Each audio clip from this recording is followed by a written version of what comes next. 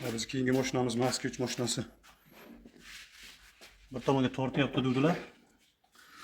Mana shu vilkasi teskari o'rnatib qo'yilibdi.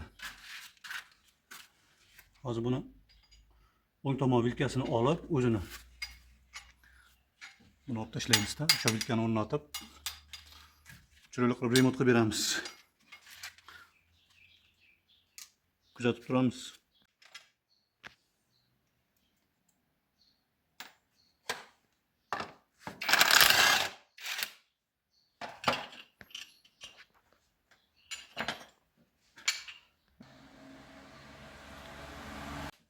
Yangi vilkani olib keldik.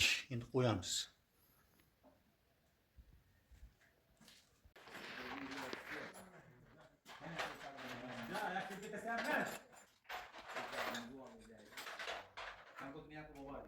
Moskvichimiz ham tayyor bo'ldi. Nega bo'ldik? Yana avvalgidek o'z yo'llarida yaxshigina yuraveradi.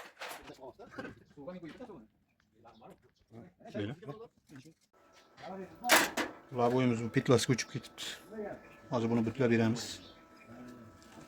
Kantashga.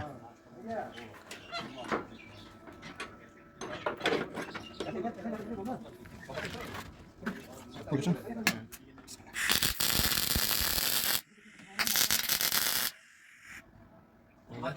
Hop.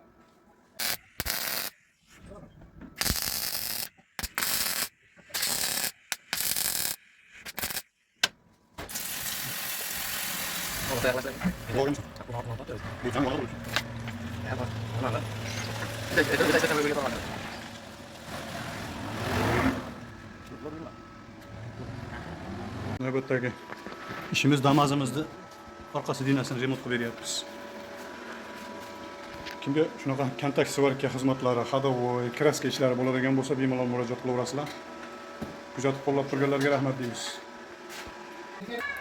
Bizda yana navbatdagi mashinamiz mana Damas mashinasi. Yana gulishiter. Varillab bosib qolgan ekan. Yamayapmiz. Kontakt svarkada. Xudo xolasa bitgan natijasini ham qo'yamiz. Like bosib obuna bo'lishni esdan chiqmasin. Mana bitgan holati.